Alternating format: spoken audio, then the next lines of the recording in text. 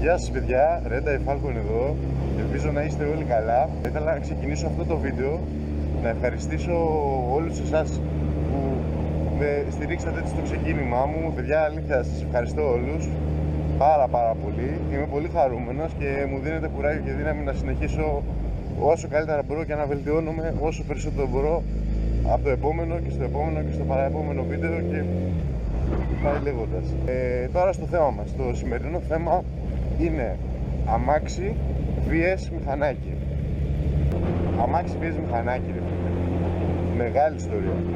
Λοιπόν, έχουμε και λέμε. Το πιο βασικό από όλα, παιδιά, πραγματικά είναι η παθητική ασφάλεια. Όταν λέω παθητική ασφάλεια εννοώ ότι είσαι προστατευμένος, έτσι, από λαμαρίνα, από ζώνες, από αερόσακους, από τα πάντα, ρε φίλε. Και εννοώ, έρχεται ένας μαλάκας, σε κουπανάει, δεν θα το πιείς, ρε φίλε. Εδώ με το μηχανάκι ξέρεις ότι η οποιοδήποτε παραμικρή επαφή είναι πάνω σου, ξεκάθαρα. Δεν είναι ότι από το μαλάκα με κοπάνεις στο φτερό να σε γαμίσω, ρε πούστη, ούτε καν, μάγκες. Είναι απλά ότι είναι πάνω σου. Αν πεις άσχημα, το ξέρεις, γάματα. Πάμε τώρα στο επόμενο. Είσαι άνετος, έχεις άνεση. Όταν λέω άνεση, είσαι χαλαρός, με το τσιγαράκι σου, με το καφεδάκι σου, με τη μουσικούλα σου. Εντάξει, άμα λάχει έχεις και ένα μπουντάκι δίπλα, ρε παιδί μου, να χαϊδεύεις, άλλο αυτό τώρα, αυτό είναι... αυτό τέλος πάντων.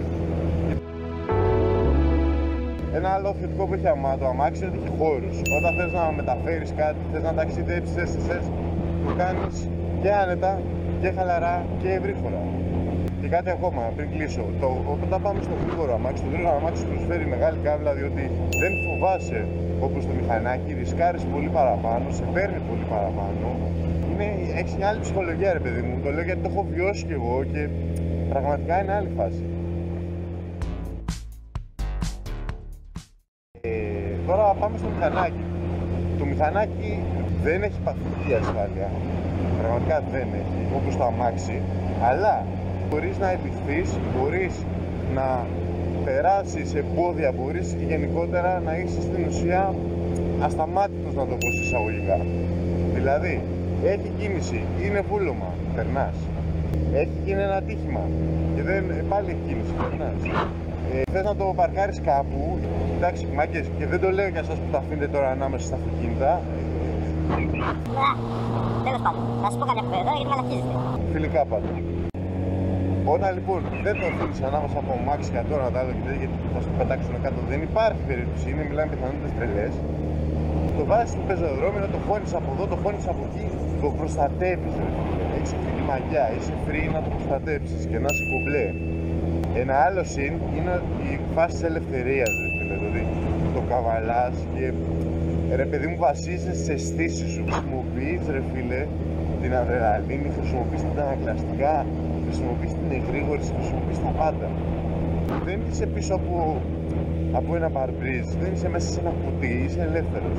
Πέρα από αυτό, στοιχίζει πολύ λιγότερο σχέση με το ανάλογο αυτοκίνητο. Εγώ προσωπικά, παιδες, δεν μπορώ να βγάλω ούτε το ένα καλύτερο, ούτε το μηχανάκι καλύτερο το αμάξι, ούτε το αμάξι καλύτερο το μηχανάκι. Μου αρέσουν και τα δύο. Αμάγκα, πάρε το μηχανάκι και φύγε, και πάρε το αμάξι και φύγε. Κάνε μια βόλτα, παίρνα καλά. Δεν ξέρω, δεν μπορώ πραγματικά να διαλέξω. Γουστάρω και τα δύο. Θέλω να μου πείτε κάτω στα comments τι πιστεύετε ότι είναι καλύτερο και γιατί όμως. Μην είστε ποντικούλιδες, έτσι. Ποντικούλιδες. Θέλω να μου πείτε το λόγο. Μην μου πεις, ξέρεις κάτι, το σουβλάκι είναι καλύτερο από την πίτσα. Όχι φίλε, θα μου το αιτιολογήσεις, γιατί η πίτσα χαμάει, εντάξει. Τέλος πάντων, εν πάση περιπτώσει. Λοιπόν, παιδες, αυτά από μένα. Θα πάμε να κάνουμε ένα break, να πιούμε καφεδάκι, έτσι να γουστάρουμε ωραία. Άμα σας άρεσε το βίντεο, ρε παιδί μου, αφήστε κάτω ένα σχόλιο, αφήστε ένα like, ένα dislike άμα δεν σας άρεσε. Άμα θέλετε κάντε ένα share, βρείτε με και κάντε με άντρο και γουστάρετε να τα πούμε στο προφίλ μου στο facebook, Red Eye Falcon. Και όποιος γουστάρει εννοείται να βοηθήσει το κανάλι, είναι ένα σαμπάκι παιδιά, είναι ευπρόσδεκτο. Σας ευχαριστώ όλους που μείνατε μέχρι τώρα μαζί μας. Πάλι ευχαριστώ όλους εσάς και τους Έλληνες motovloggers που μου δείξατε αυτή την θερμή υποδοχή, αυτό το καλωσόρισμα. Πραγματικά παιδιά σας ευχαριστώ πάρα πολύ. Να είστε καλά, μου δίνετε κουράγιο να συνεχίσω όλοι εσείς. Αυτά από μένα παιδιά, τα λέμε στο επόμενο. Γεια χαρά.